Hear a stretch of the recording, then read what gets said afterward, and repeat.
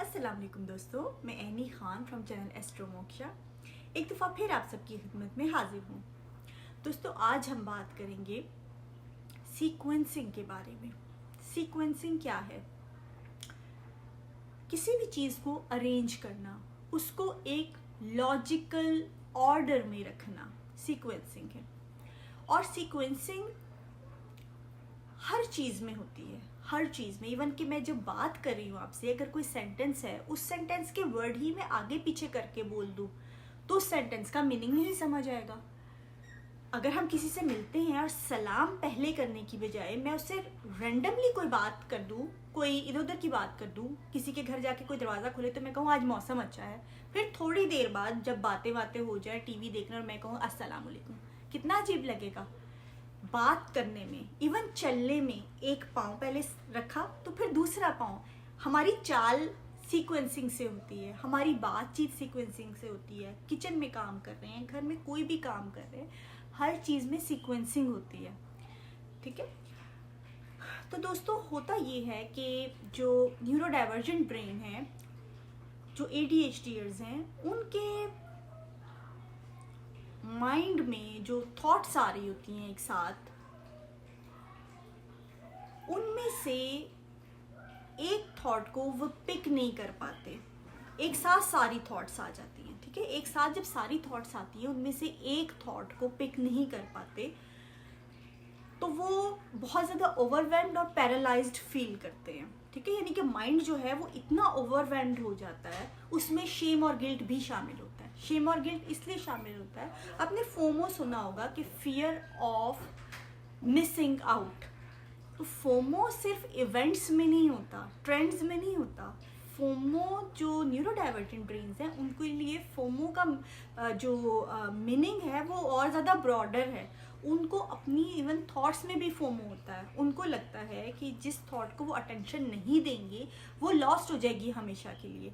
जब कभी दो लोग बात कर रहे होते हैं तो जो एक बच्चा है ADHDer, वो आके तेजी तेजी से अपनी बातें बताना शुरू हो जाता है। उस टाइम उसके माइंड में होता है कि जो बात उसने नहीं बताई वो हमेशा के लिए लॉस्ट हो जाएगी, वो बात भूल जाएगा, वो बात उस बता नहीं सकेगा। कई दफ़ा न्यूरो डाइवर्जेंट पीपल अपनी रफ कॉपी में या डायरी में या कहीं पे चीज़ें लिखते हैं, थॉट्स लिखते हैं। इसलिए लिखते हैं कि उनको लगता है कि जो हमने छोड़ दी वो गई, और इस चीज़ से शेम और गिल्ट भी पैदा होता है, क्योंकि वो जो भी करेंगे उनके माइंड में ये होगा कि जो चीज़ छोड़ दी शायद वो ज़्यादा अहम थी, क्योंकि चीज़ों को प्रायोरिटाइज नहीं कर पा रहे होते।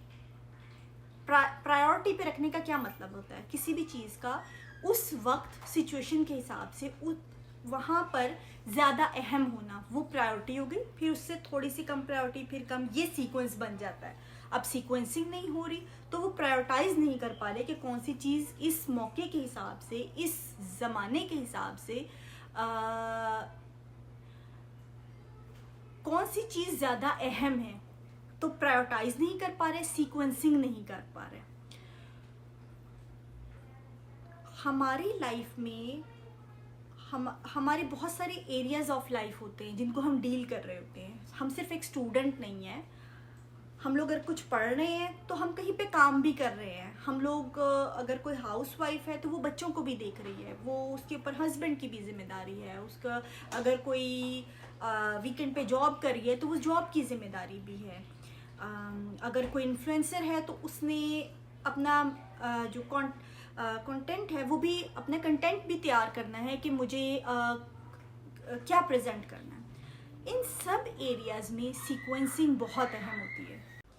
यानी कि लाइफ के सब एरियाज में हमारी सोच से बहुत ज़्यादा इम्पॉर्टेंस है सीक्वेंसिंग की। हम लोग इतना ध्यान नहीं दे रहे होते, लेकिन हर एरिया में सीक्वेंसिंग की ज़रूरत होती है। और सीक्वेंसिंग से ही हर चीज़ एक मुनज़्ज़म तरीके से, एक ऑर्गेनाइज्ड तरीके से चल रही है हमारी लाइफ में। ठीक है। तो सपोज़ अभी मैं आपके साथ वीडियो बना रही हूँ। ठीक है। मेरे माइंड में थॉट्स आ रही हैं कि मुझे इसके बाद जाके कुकिंग करनी है। अभी सीक्वेंसिंग के हिसाब से इस वक्त जो मैं कर रही हूँ, मेरा पूरा ध्यान इधर है। अगर मेरे माइंड में ऐसी थॉट आ भी रही है तो मैं कह रही हूँ कि इसके बाद, यानी कि प्रायोरिटी के हिसाब से इस वक्त, इस माहौल के हिसाब से, इस टाइम के हिसाब, हर टाइम के हिसाब से प्रायोरिटी भी बदलती है और सीक्वेंसिंग की जो ऑर्डर होता है वो चेंज हो जाता है चीज़ों का। किसी टाइम पे अगर कुकिंग हो रही है तो उस वक्त अगर मैं सोचूंगी कि मुझे अपना मटेरियल ऑनलाइन की वीडियो बनानी है कोई, तो फिर क्या होगा उस वक्त, क्योंकि मैं काम कोई कर रही हूँ तो उस टाइम के हिसाब से प्रायोरिटाइज मैं कुकिंग को करूँगी और वो फर्स्ट नंबर पे आएगी और फिर सेकंड नंबर पे आ जाएगा वीडियो बनाना। ठीक है, अब चूँकि वीडियो बना रही हूँ ये पहले हो रहा है, इस वक्त माइंड में आया तो वो सेकंड नंबर पे आ जाएगा। ये सीक्वेंसिंग है। बज़ाहिर ये हमारे लिए इस वक्त जिसको जिस चीज़ से का सामना करना पड़ता है, जिसको जिस चीज़ की वीकनेस होती है या प्रॉब्लम फेस करनी पड़ती है, उसको उस चीज़ की इंपॉर्टेंस का पता होता है।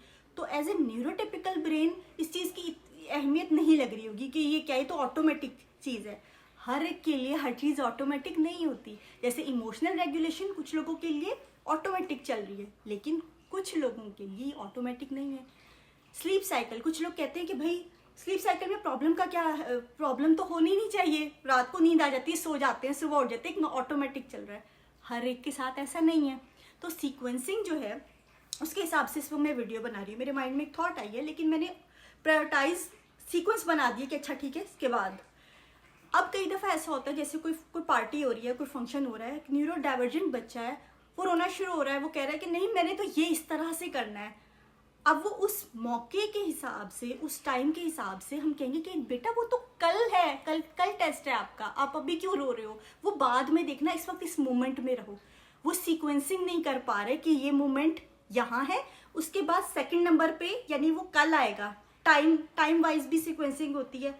इम्पॉर्टेंस किसी मौके, किसी टाइम के हिसाब से, और बहुत सारे अवामिल होते हैं जिनको मद्देनज़र रख के जिनको आप सीक्वेंसिंग करते हो। ठीक है, तो वो उस चीज़ का ख्याल नहीं रख पा रहे होते, टाइम का भी ख्याल नहीं रख पा रहे होते कि इस टाइम के हिसाब से ये इंपॉर्टेंट है, तो सीक्वेंसिंग में दूसरे नंबर पे जो चीज़ अगले दिन आनी है वो होगी। ठीक है, तो हम कहेंगे कि बेटा इस वक्त तो कुछ भी नहीं हो सकता, इस वक्त आप पार्टी में हो, जब आप घर जाओगे तो टेस्ट की तैयारी अच्छे से कर लेना। लेकिन उनका ब्रेन उस चीज़ पे स्टक होगा, वो चीज़ इस वक्त पे नहीं है, इस वक्त में नहीं है, इस माहौल में नहीं है, फिर भी जहन उसमें जाएगा, जिसकी वजह से जो प्रेजेंट मोमेंट है वो डिस्टर्ब हो जाएगा। सीक्वेंसिंग से इस तरह डिस्टर्बेंस हो जाती है, सब कुछ बेहंगम हो जाता है, बैलेंस ख़राब हो जाता है। ठीक है, चीज़ कोई ऑर्गेनाइज्ड नहीं रहती। तो मैं आपको मिसाल दे रही थी कि मैं वीडियो बना रही हूँ, मेरे माइंड में कुछ आ रहा है तो मैं कह रही हूँ ठीक है जी सीक्वेंसिंग में सेकंड नंबर, थर्ड नंबर, ठीक है। लेकिन अगर मैं ऑर्गेनाइज ना कर सकूं, सीक्वेंसिंग ना कर सकूं, प्रायोरिटाइज ना कर सकूं, तो इस वक्त जो मैं कर रही हूं वो डिसरप्ट हो जाएगा। क्योंकि मैं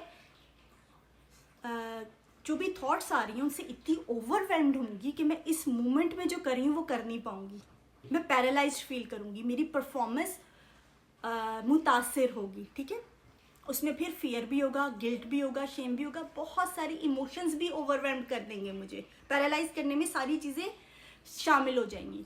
फियर किस चीज़ का होगा कि दूसरी जो चीज़ मेरे माइंड में आ रही है वो भूल जाएगी, वो फोमो की ही फॉर्म है कि अच्छा वो मेरे से वो चीज़ नहीं हो पाएगी या वो चीज़ ख़राब हो जाएगी। और मैं जिस चीज़ को चूज़ कर रही हूँ इस वक्त, दूसरी चीज़ें उतनी, सब चीज़ें जब एक ही जितनी अहम लग रही हैं उसमें से कैसे चूज़ कर सकते हैं। और जो चीज़ छोड़ेंगे आपको होगा कि अच्छा वो चीज़ भी तो अहम थी वो छोड़ दी, वो चीज़ भी तो अहम थी वो छोड़ दी। और उससे शेम और गिल्ट भी होता है बच्चों को, और इवन बड़ों को भी होता है। बड़े होने तक काफ़ी चीज़ों की सीक्वेंसिंग आ जाती है, लेकिन for a neuro divergent person ये भी एक स्ट्रगलिंग पॉइंट होता है। ठीक है, तो आई होप कि मैं आपको थोड़ा समझा सकी हूँ। मैं इंशाल्लाह इसी टॉपिक पे मज़ीद वीडियोस बनाती रहूँगी जिससे आपको सीक्वेंसिंग के बारे में बताऊँगी, और ना सिर्फ इसके बारे में बताऊँगी बल्कि सीक्वेंसिंग कैसे करते हैं, उसमें कौन कौन सी चीज़ें अहम होती हैं, क्या चीज़ें मददगार साबित हो सकती हैं सीक्वेंसिंग करने में। तो नेक्स्ट इसी टॉपिक के साथ आपकी खिदमत में हाजिर होंगी।